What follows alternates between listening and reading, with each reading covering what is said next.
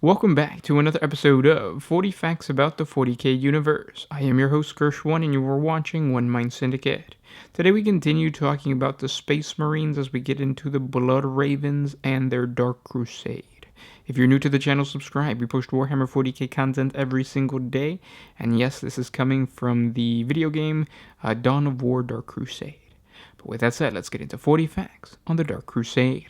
The campaign, known as the Dark Crusade, began when the Blood Ravens uncovered artifacts from their unknown past in the frozen wastes of North Vendea on the former Imperial civilized world of Cronus, a planet in the eastern fringe that had recently been seized by the Tau Empire. Under orders from their chapter master, 3 Blood Raven companies were dispatched to cleanse the world of the Xeno forces so that their chapter might further explore the ruins and learn more about their lost origin. However, after Imperial survey teams discovered the existence of a Hellstorm cannon, a weapon from the ancient Imperator-class Titan, the Aquila Ignis, which had been lost on Cronus during the Horus Heresy, General Lucas Alexander of the Astra Militarum was named Governor Militant and ordered to take the planet back for the Emperor. This order directly contradicted the Blood Ravens' intentions to maintain the secrecy of whatever they discovered about their origins on the world, and ultimately it led to the 2 Imperial forces clashing in a bloody contest. Simultaneously, a portion of the Wordbearer's Traitor Legion, led by Dark Apostle Torquil Eliphas, also known as Eliphas the Inheritor, were summoned back to Cronus by a Chaos cult at the Third Temple of the Black Secession in the tropical south of Cronus' Deimos Peninsula. This cabal had turned to Chaos to save them from the red harvest of the Necrons, who had recently been reawakened on Cronus, and Eliphas had answered their pleas to the Dark Gods.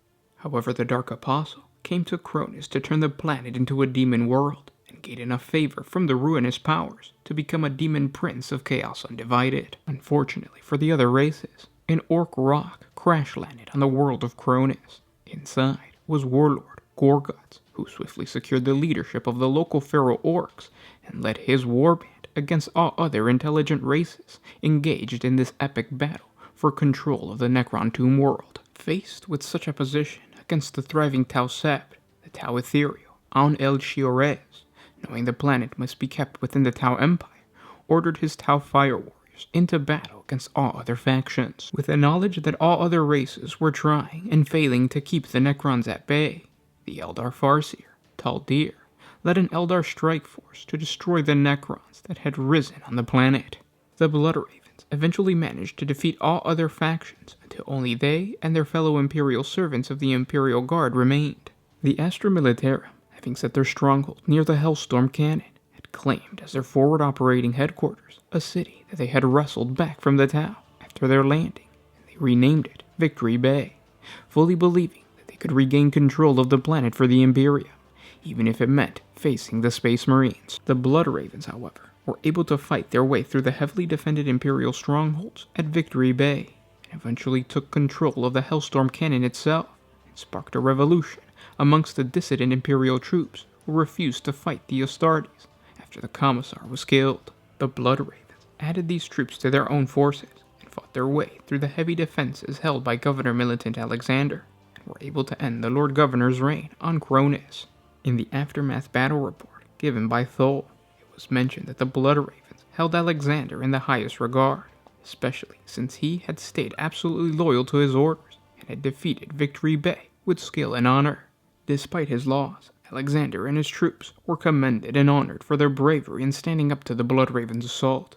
The one exception to this was the treacherous 5th Company of the 1st Cornus Regiment, who were all executed without mercy for betraying their regiment, even those that had joined forces with the Space Marines after the Commissar was killed. Eventually, the original rulers of Cronus, the Necrons, completely emerged from their stasis tomb in the Thuribus Plateau, and while the battles between the other factions finished, they began to retake the planet region by region, harvesting all sentient life forms they encountered. Having defeated the Astra Militarum to secure control of the planet, the Blood Ravens launched a furious assault upon the Necron subterranean complex. Led by Captain Thol, the Blood Ravens descended into the caverns beneath the plateau to discover a huge network of catacombs hidden within, holding innumerable amounts of Necron warriors. Despite the dark and fearsome location, the Blood Ravens fought their way through the catacombs, destroying Necron beacons as they worked their way to the key structural point inside. Captain Thol placed a powerful explosive device, which caused the catacombs to collapse, thus ending the Necron threat on Cronus, though it was possible that the Necrons were merely slowed in their reemergence by the collapse, and not destroyed outright. After the events of the Dark Crusade, Thol was questioned by Inquisitor Toth of his attacks against the other servants of the Emperor, but Toth found no concrete evidence that the Space Marine captain's actions had been heretical or driven by chaos corruption. Thol had once been considered one of the greatest Astartes of the chapter. His brilliant command of the Cronus campaign and the victory he won there for the Blood Ravens should have vaulted him even higher in the inner circle of the Blood Ravens' leadership, but instead led to a falling out with the Blood Ravens chapter master. Many within the chapter have speculated that Thol's fall from grace was the result of his willingness to vilify the Imperial Guardsmen slain by the Blood Ravens, a fact that once noticed during the Inquisition's investigation of the matter. There are darker rumors, however, of secrets discovered on Cronus, secrets that fundamentally shook Thol's faith in the Blood Ravens and caused him to voluntarily retreat from participation in the chapter's politics. After Cronus was taken by the Blood Ravens, Thol supposedly destroyed the ancient relics of the chapter's history he had recovered beneath the ruins of the ancient Blood Ravens Fortress Monastery. And those were 40 facts on the Dark Crusade. I hope you guys enjoyed this video. Of course, the ending is different depending on what faction you were playing while you were playing the Dawn of War game. For all those that don't know, Dawn of War Dark Crusade came out for the PC a couple or many years back, and in that game you got to choose between all the factions that we mentioned. Of course, I chose orcs. But through the entire campaign, if you are victorious, if you win, your faction then defeats the Blood Ravens or whatever chapter, whatever race you don't choose to play as. As an example, I was Warlord Gorguts, and Gorguts defeated the entire, or all the other factions, and he ended up becoming victorious. His victory wasn't as lore-filled as the Raven Guard's victory, because obviously the the Blood Angels' victory, the Blood Ravens' victory.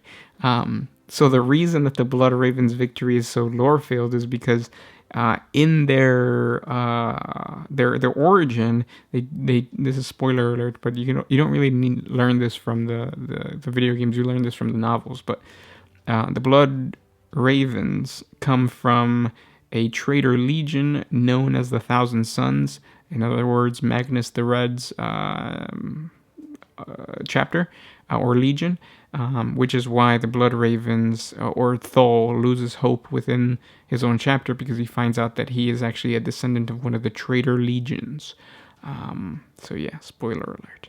I hope you guys enjoyed this video. If you guys want me to redo this video with another victory, just comment down below. So if you want to know what happens when the Eldar Farseer Taldir wins, we could do a 40 facts video on that, kind of twisting it and making it that way. Or maybe in the future, I'll just create a video with every single ending, if not just play the game.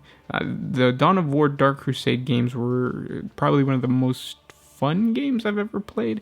Like, I could replay Dawn of War, I could replay Shadow of the Colossus. So Dawn of War Dark Crusade is definitely one of those games that if you're new to this world, play it. The graphics are old, the game's old, but the tactics and the mechanics are really, really fun.